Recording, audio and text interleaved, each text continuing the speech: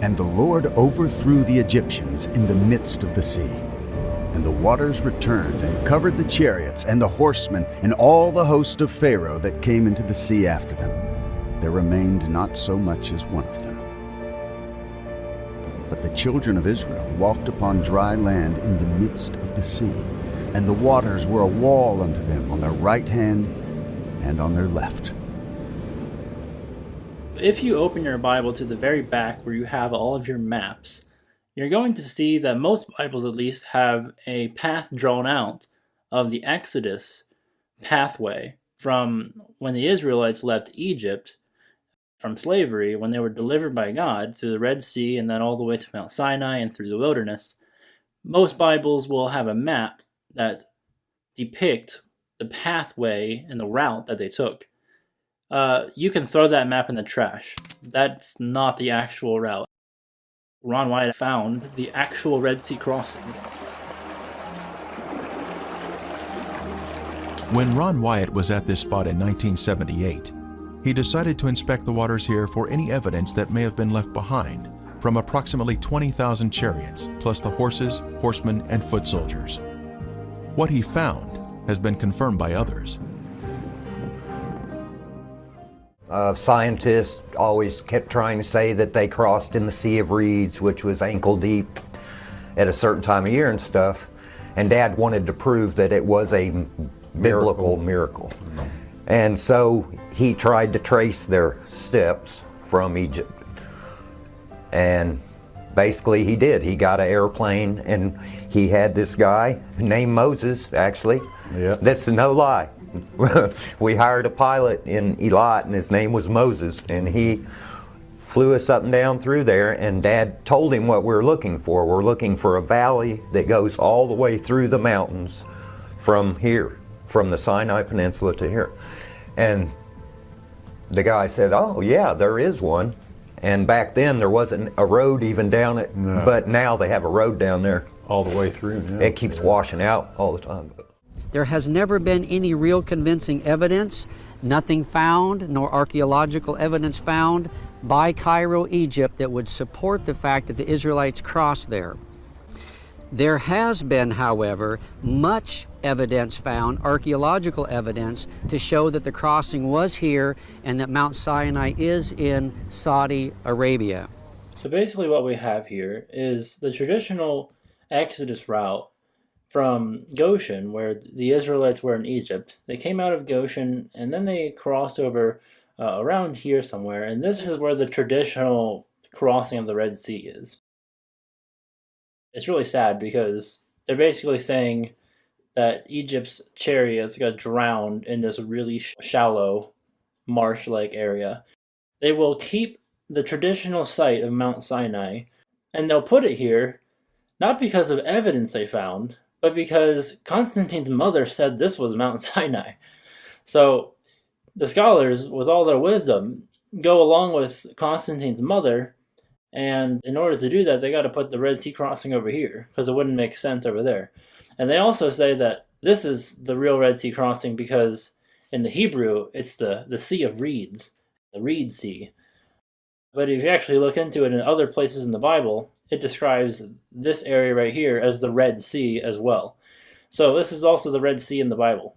So anyways, the actual Red Sea crossing, they ended up at this beach right here, and then they crossed right here. So the actual Mount Sinai is in Arabia. According to scholars, it's where Constantine's mother said it was. But according to Paul, the apostle, it's in Arabia. And that's where it actually is, and we'll look at that next. But here's where the actual Red Sea crossing is. The actual route starts here, goes down through here, and then they get entangled in the wilderness. And let me see if I have a map of that. Yeah, so as you can see, there's like this windy valley. And that's where Pharaoh realized they would be entangled in the wilderness, and then when it pursued them, and they came out at the beach here, and this is where they actually crossed.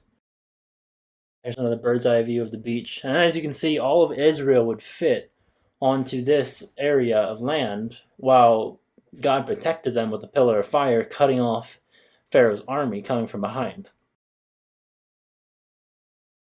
They're literally finding chariot wheels. This is all found in that Red Sea area.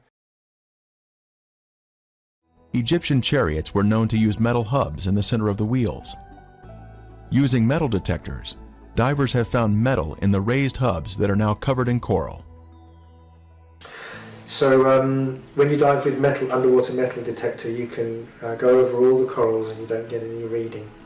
And then when you go over obviously metal or iron or whatever, you do get a reading. So that's the way you know that if you've got a wheel shape and you get a strong metal reading from it, then that would be the difference between just a round coral and something that could potentially be a chariot wheel. So when you compare this particular four-spoked hub to the hubs that you see in the Egyptian Museum, it looks exactly the same, and there's metal where you'd expect to see it. Here we see another four-spoked chariot wheel with one spoke missing and a center-raised hub. The coral here has preserved the chariot parts by retaining the man-made structure, even after the wood has disappeared. Here we see another wheel suspended on its axle, standing at attention. It has 6 spokes and a raised center hub. Ron Wyatt made many dives here and located many artifacts. That thing in the middle is like the hub of the wheel, and then it's almost like a cross of coral. The wood rotted away. The metal would still be there with coral around it. But as you can see, I mean, that's just not a natural coral formation. There shouldn't be any coral at all in this area because there's nothing for it to grow on. But if there was a bunch of chariots down there rotting away, coral would definitely be growing on them. So, as you can see, I mean, that's clearly a chariot wheel. This is pretty clearly a chariot wheel. On the right side is giving you like an illustration, but I mean, you can even without the illustration, you can see. I mean, it just gets more and more obvious. Like, what is that coral doing? That's obviously something sticking out like an axle. That's just not normal. I mean, come on. Like, what do you think that is? There's also a gold one found, and I mean, if you don't think that's a chariot wheel, I don't know what to tell you. That's a chariot wheel. The premier find here at the crossing site is this gold veneer that was left behind from a four-spoke chariot wheel. The Bible tells us there were 600 choice chariots used in the chase of the children of Israel. This artifact was left behind at a depth of 200 feet. Since specialized equipment would be necessary to raise it to the surface, today it is still in the location where it was found. Because when Dad first did the cameras, I don't think we even had the scuba gear yet, did we? I think we were just No, our snorkeling out first trip, the first we didn't time. really find anything, except we found the spot where we thought that it was. But when the we crossing actually was. did go scuba diving, Dad bought 2 little underwater Kodak cameras, and that's what the underwater pictures were taken with. I took a picture of 3 different wheels. The golden chariot wheel picture got drowned in one of the cameras, and the other camera had a bunch of chariot wheels, but not the gold one. Me and Ronnie went down and touched. We touched the gold chariot one. wheel. Yeah. How deep was that? Somewhere around 180 feet, Yeah, it was right around there. like Ronnie said earlier. We were swimming about 35 feet where you can stay all day, whatever, 32 feet. So But we then were up we there would go swimming down. around, and if we saw anything, we'd go down. On a number of trips we've brought metal detectors to Nueva, and these reveal that inside the coral there is metal that would be consistent with what we'd expect from finding remains of the Egyptian army. Now some people have asked, well, if that's the case, why don't you just bring up artifacts, some of this coral that contains this metal? There's a very simple reason for that. As you can see on the sign, it's strictly forbidden to touch or remove any coral in the Red Sea. So for us to do so would be violating Egyptian law. Further south in the Gulf of Aqaba, can see that things have been washed up on the land, like sea stars, corals, and other things twisted into one another, like a disastrous whatever. Like a washing machine has been treating the material, so to speak. And also in that kind of material we can find bronze. And bronze is a metal that's made by humans, so it's not a natural one. You can see how rugged these mountains are. And much of the Gulf of Aqaba is just as rugged underwater. So if God had parted the water with the underground terrain looking like this, it would have been impassable. There are 2,000-meter high mountains around the Gulf of Aqaba. There are 2,000-meter deep waters in the deepest section. Huge falls from the peaks to the bottom. You can ask the question, how can we cross the seabed?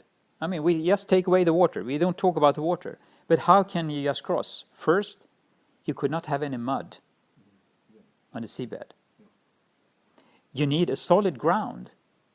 Horses should be able, to full speed, going across that material, whatever the material is.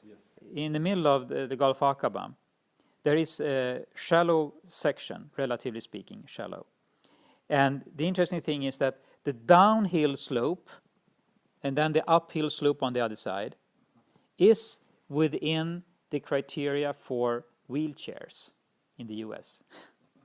You know, it can't be too much uphill or downhill with a wheelchair because it's too much work, so to speak. So the downhill slope and the uphill slope is within these limits. That's a scientific statement. This is the Wadi Watiya.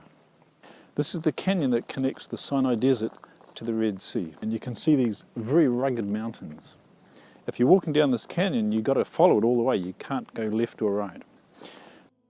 We find in Exodus chapter 14, verse 3, a description where Pharaoh would say, the children of Israel are entangled in the land, the wilderness has shut them in. That's a perfect description of this wadi leading down to the Red Sea.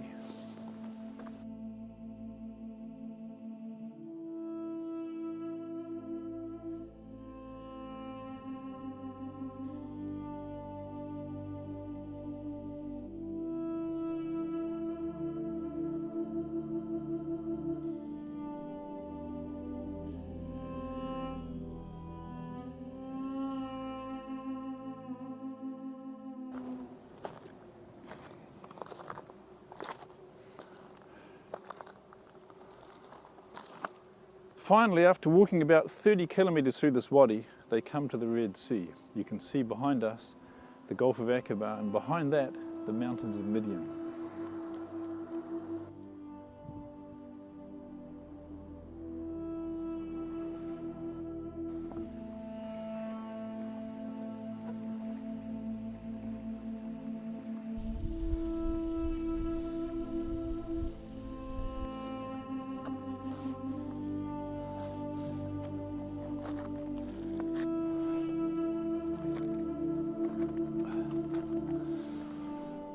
Josephus described the mountains around the Red Sea crossing site as impassable by reason of their roughness.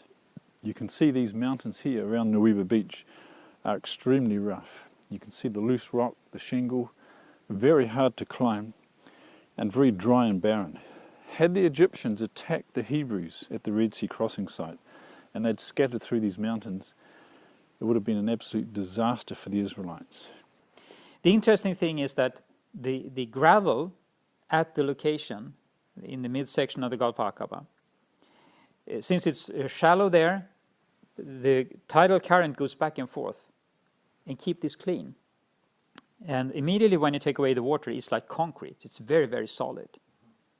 So no problem with the horses, no problem with the chariots, no problems with the oxen and the oxen chariots and so forth. Just good across. Since there are chariot parts on this side of the Red Sea crossing, could there be other chariot parts on the other side of the Gulf, showing a continuation of artifacts? On the shore opposite of Nuweiba, inspection of the seafloor in Saudi Arabia has also been conducted to see if chariot parts can be found on this side of the Red Sea crossing. While investigating the Saudi Arabian waters, Viveka Pontian found this beautiful round chariot wheel specimen with a raised center hub.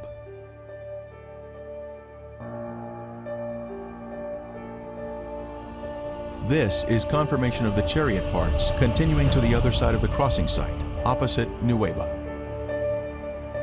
They also found a human femur bone, possibly a human rib cage, which is really hard to see, and a horse hoof. Horses are not on the Sinai Peninsula today, so okay then, where did that come from? Why is that in the Red Sea crossing? So I think there's enough evidence here to easily conclude that this is the actual Red Sea crossing, and as we'll see in a moment here, this is definitely the Red Sea crossing because Mount Sinai is on the other side of it.